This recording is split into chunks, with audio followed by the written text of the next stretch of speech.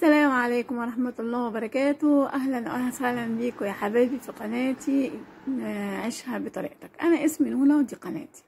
هنبتدي النهاردة أول يوم روتين ليا. أنا صحيت الصبح بدري وقمت فتحت الشبابيك وبدأت بقى دخلت المطبخ وقلت النهاردة هاخد يوم بقى في السيراميك، لازم أقعد أنضف السيراميك وأصب المواعين. دخلت جوه بقى صبنت المواعين، وبعدين مسكنا بقى فيبا صاحبنا صديقنا وكمان السترس، وقعدت بقى بعد ما صبنت المواعين قعدت بقى ادعك في السيراميك وانضف في السيراميك. وهاتك يا دعك لما بقى السيراميك خليته يقول انا اشتكيت منك خلاص.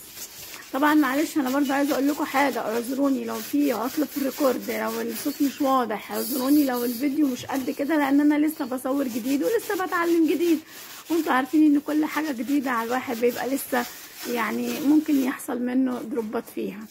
فطبعا قعدت انضف في السيراميك يا بنات، وهاتك يا دعك بقى. والسيراميك عندي بتاع المطبخ للاسف سيراميك الابيض بتاع زمان القديم، انا قعدت انضف بقى وادعك في السيراميك. وهاتك يا دعك لما يعني عايزه اقول ايه بقى، السيراميك اشتكى والحيطان اشتكت.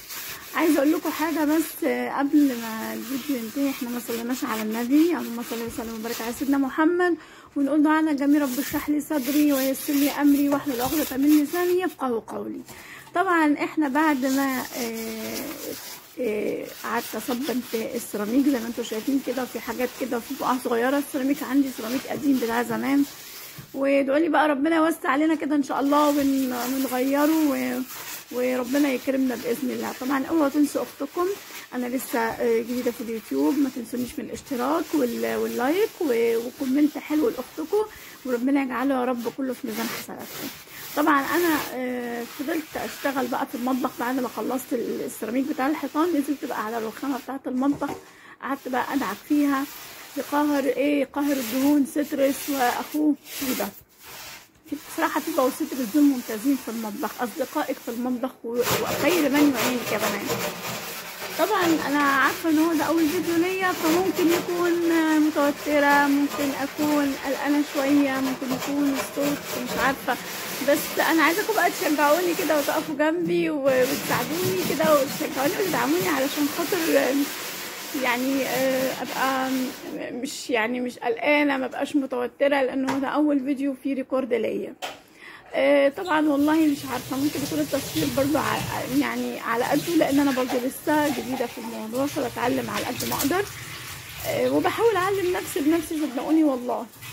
فالمهم بقى فضلت بقى في المطبخ. عايزه اقول لكم خدت المطبخ خد مني وقت طويل، السيراميك وفي كمان يعني حتت كده بقع شفره مش عارفه جايه منين بالظبط، فقعدت انضف بقى فيه. وفي الاخر دخلت بقى ايه قعدت ادعك كمان الفرن من بره، ودعكت البوتاجاز، وقعدت اظبط على قد ما اقدر في المطبخ بالليل. وبعد ما شطفت الحيطان ونضفتها بدات انشفها بقى بالفوطه بتاعه المطبخ. نشفت كل الحيطان، وقعدت بعد كده ادعك بقى في الحتت البقعه دي عشان تطلع، وقعدت الم بعد كده الميه اللي موجوده على الرخامه كلها. حاولت بقى على قد ما اقدر المع السيراميك على قد ما اقدر، لانه السيراميك الابيض انتوا عارفينه اقل حاجه بتبان فيه، اقل خدشه بتعلم في السيراميك الابيض. المهم قعدت اختكم الم بقى في الميه والم في الصابون والحاجات دي مع الرخامه وانضف فيها على قد ما اقدر علشان خاطر اظبط الدنيا وكده، لاني كنت تاني يوم ناويه اعمل النهارده، يعني كنت ناويه اعمل بسكوت اللي هو ال10 دقايق، فقلت لا لازم اخلي المطبخ متظبط. وبعد ما خلصت بقى نضفت المطبخ ولمعت المطبخ من بره وروقته، وده كان شكل المطبخ النهائي يا بنانيت بعد ما انا وضفته وغسلت السيراميك. فانا عايزاكم تقولوا رايكم ايه، وما تنسونيش من اللايك والشير والاشتراك في القناه وتشجعوني، علشان انا اختكم لسه جديده في اليوتيوب ولسه بتعلم اهو. ادي نضفت المواعين، صبنت المواعين كلها وغسلت البوتاجاز وروقت المطبخ وخليته قشطه. وعايزاكي تتشجعي بقى وتتنشطي وتقومي دلوقتي لو وراكي حاجه في البيت تعمليها، وتلحقي بسرعه تنضفي بيتك وتلمعيه. المطبخ والحمام دول مهمين جدا يا جماعه، لانه دول يعني من الحاجات الاساسيه في البيت. ولو انتوا كنتوا كملتوا الفيديو معايا للاخر بشكركم، اتمنى ان انتوا تعملوا لايك وشير، تشتركوا في القناه، والى اللقاء في فيديو